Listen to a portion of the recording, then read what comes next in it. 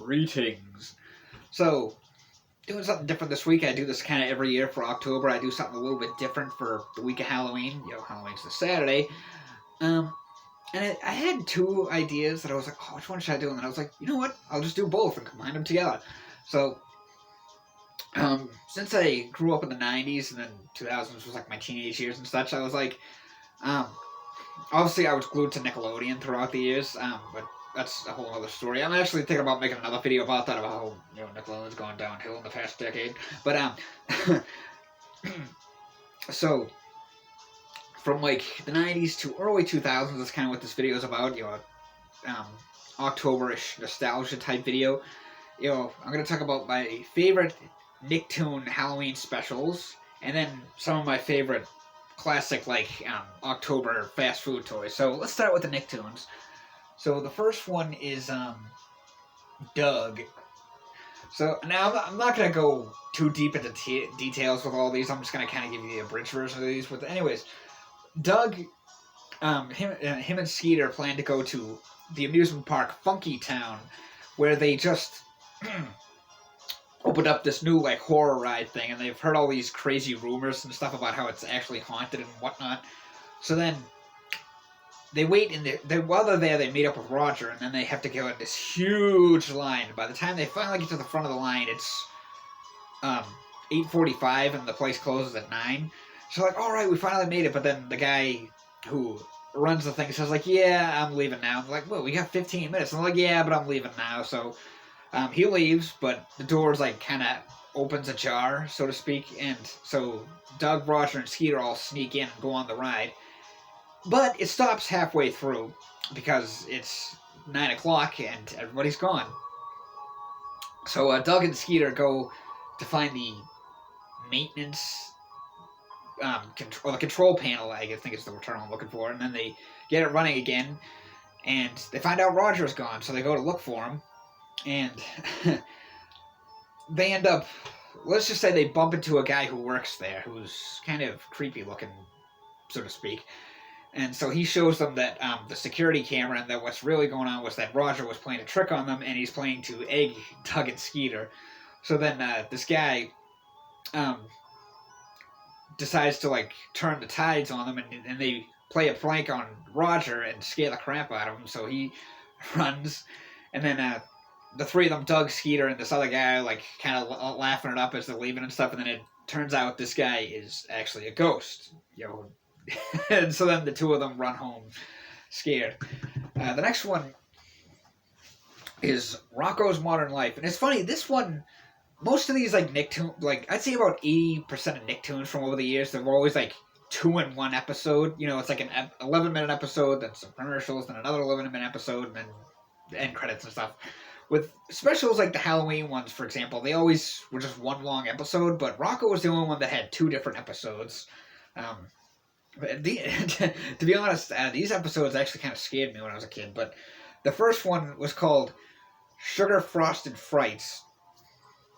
Basically, Heifer and Rocco and Heifer are planning to go trick-or-treat, and they want to take Filbert with them, but he's afraid because when he was a kid, he used to be babysat by his crazy aunt who told him that Halloween was an evil holiday and candy was poison, and then if he ever ate it, this ancient ghost called the Hopping Hessian would come after him.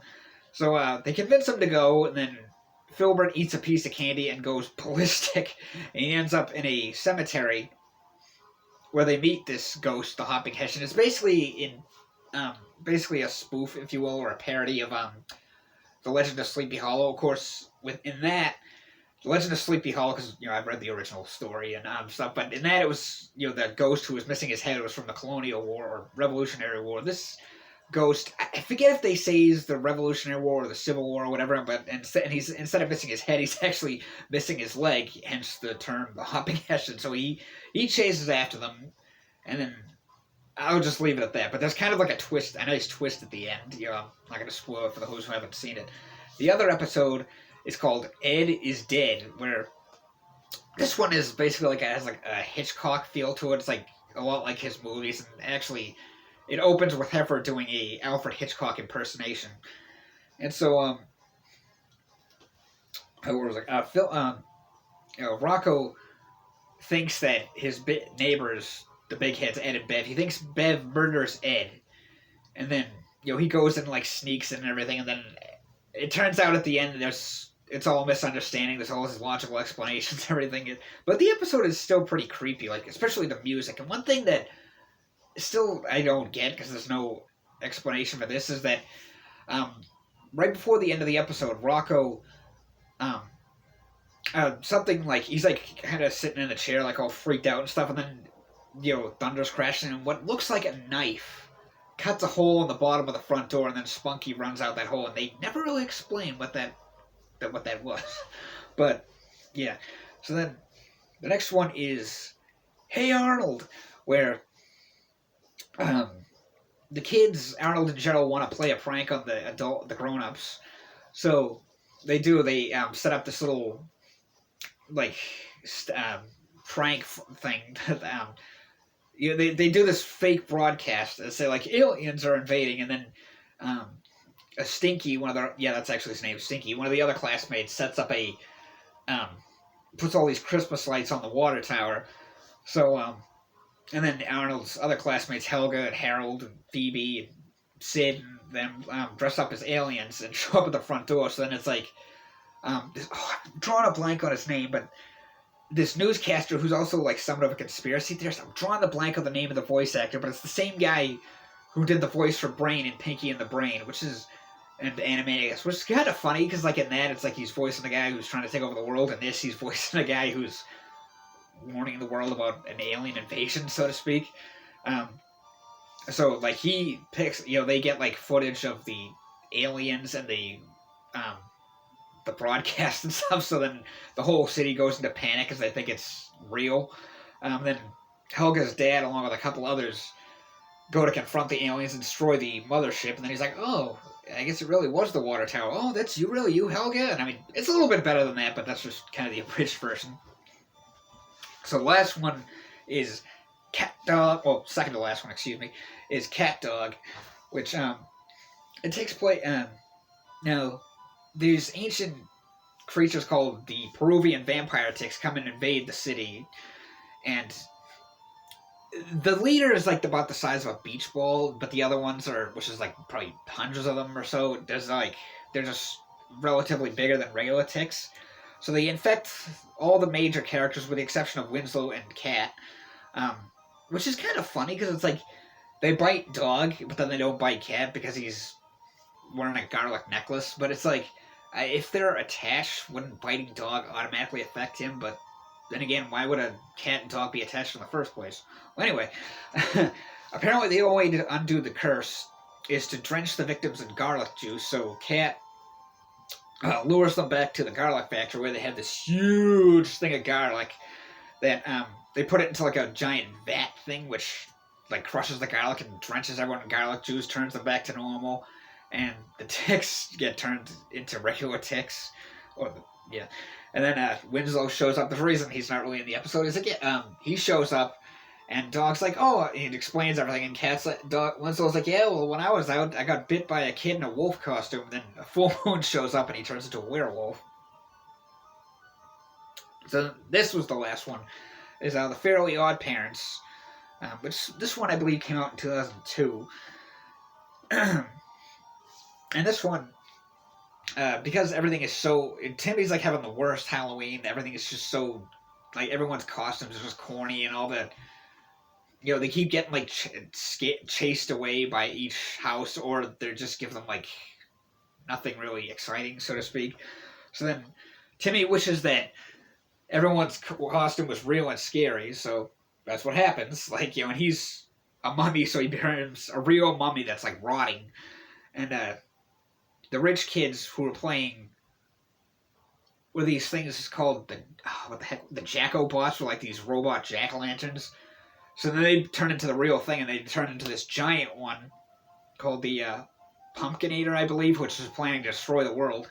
So Timmy, after he falls apart for like the 5th time, Wanda takes his head to a Halloween store, and there's like a box with all these clearance leftover toys or costume parts and stuff. So she throws him into that, and then they combine together to make Timmy into this like mishmash character thing who he then fights against the Pumpkinator, and yeah, I don't know, it's kind of cool. But now let's talk about the fast food toys. Now, probably the most well-known one is the Halloween McDonald's pails, which I was never really too crazy about this concept, but because it was. I mean, they revisited this concept quite a few times. It was, it started off with just jack-o'-lanterns, but then they added like a ghost and a witch and a Frankenstein monster. Sometimes it would just be like some kind of Halloween-y design and stuff on it. I was never, I didn't really like this idea too much, but it was kind of cool to see your meal come in that little pail thing, and then you could use it for trick-or-treating, or you could just use it like all year round for storing toys or whatever. But another well-known concept was the McNugget Buddies, which there was one of these in '87. Like they had a lot. I mean, not in '87. I don't know if it was '87 or not. I was born in '87, but they did this concept in the '80s, and that one was kind of before my time. But they also did it in '92, where which was it was like all the traditional things like the vampire, a witch, a ghost, a mummy, Frankenstein monster, and a jack-o'-lantern. Then they revisited the concept again in '96, which is what this one is from. It's this one is a spider, as you can clearly see, and then there was also an alien, Ronald McDonald, a rock and roll guy, a dragon, a princess, and was that all of them? I think must have been. No, I think this was in '95. Actually, it probably says it on here. Whatever. I'm almost positive this was '95. They had a neat little concept, which basically, wait, there's the numbers on it. Yep, '95. I remember because I was playing this around the time my brother got, what the hell was that game called? Donkey Kong Country 2. Well, anyways, they took the traditional characters, Ronald McDonald, Birdie, Hamburglar, and Grimace, and then they gave them little snap-on costumes. Like that. So, and it just broke off. Well, at least you can see the front part anyway. Yeah, a simple little concept, but still it was kind of cool. And I remember they also had these little, like cassette tapes that you could get with like little Halloween McDonald's songs on them and stuff. I think I had one or two of them. I had the whole set of these too. Same with the McNugget Buddies. Unfortunately, I don't have them anymore, but because, as I mentioned in other videos, I've had like family members that I had a family member who worked at McDonald's, so they used to give me like the play sets and stuff. Let's take a step away from McDonald's and look at Burger King.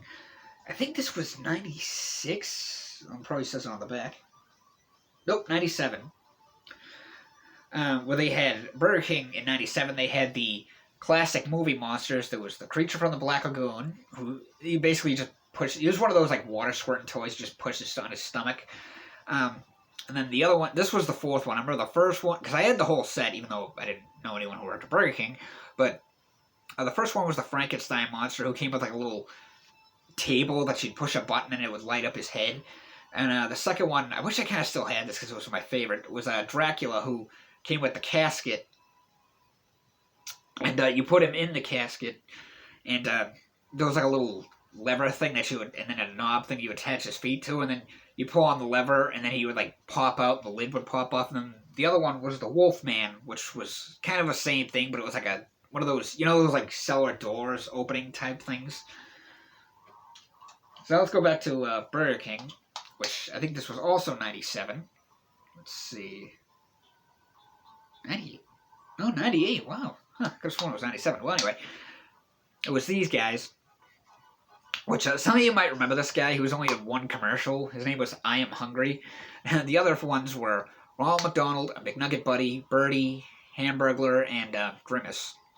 But anyways, this was a cool little concept that they did a couple of times. I don't know if McDonald's ever did it or not, but they came with Nerds. Those little crunchy, tangy candies from Wonka. You'd dump it in this little latch right here. Then you'd pour it out the like their hole in their face or their mouth. And with him, it was the mouth. The other ones, it was just like a hole in their face. So you dump it out and like eat it and stuff. And, yeah. And these were pretty fun to play with too, actually. A funny story. When this person got me the first three, it was him, and I think What else was there? I'm pretty sure it was the McNugget Buddy and either Grimace or Birdie. Oh, I think yeah. Well, anyway, my brother and I were open. My brother was like, "Oh, can I open one?" And I was like, "Sure, just don't lift up his face because I don't want to or something." He's like, "Oh, okay." And he just took the whole mask off and placed it on the table. We both started cracking up. But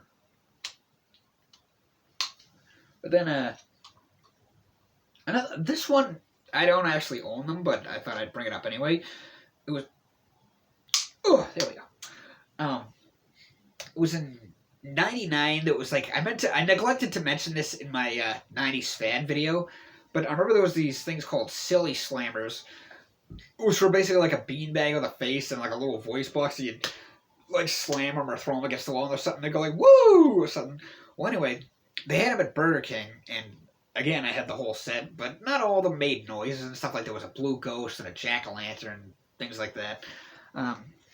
Like I said, not all of them made noise, but still, that was kind of cool. And then I remember what year was that? 2001, I want to say. There was this short-lived toy line. Some of you may remember it, called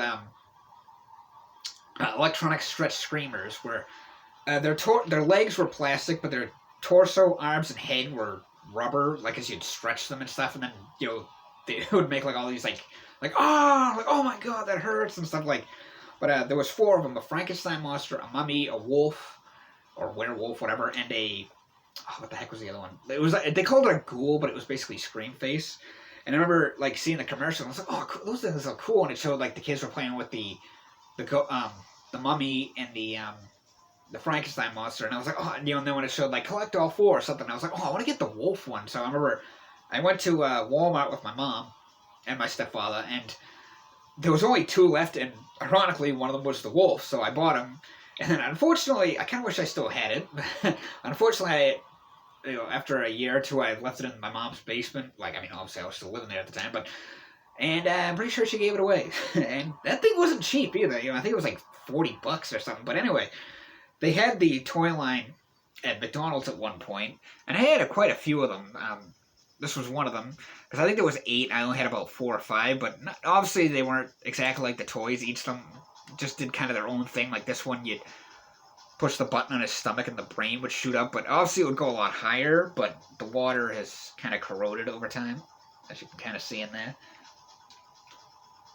I remember at this time, Burger King had Halloween, or Simpsons Halloween toys, which were like this, little... Obviously, the light up doesn't work anymore because it's old, but I wanted to get the whole set, but I unfortunately didn't know anyone who worked there. But I got quite a few. I had the Marge Witch, Maggie, who was like a bat, because they were all basically based around different Simpsons Halloween specials. I had what else was I had Mr. Burns, who he had the episode when he puts Homer's brain into the robot. I had Apu. What else did I have? I think I had at least one more. Oh, I had Flanders with the trench coat and the hook, because it was that episode that was what the hell was it called? What the hell is that movie? I Know What You Did Last Summer.